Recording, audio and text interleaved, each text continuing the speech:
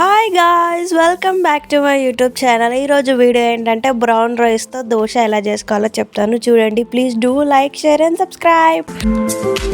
2 glasses of brown రైస్కి 1 glass మినపప్పు పోయాలి.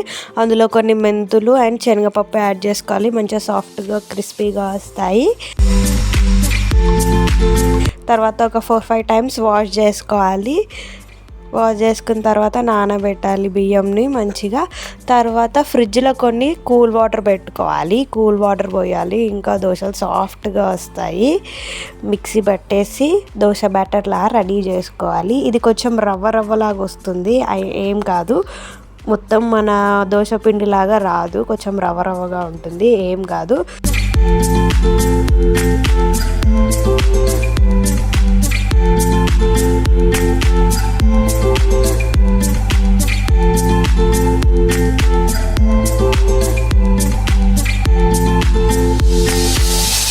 సేమ్ ఆ దోశ తిన్నట్టే ఉంటుంది, కానీ చాలా బాగుంటుంది. హెల్త్కి బ్రౌన్ రైస్ చాలా బాగుంటుంది.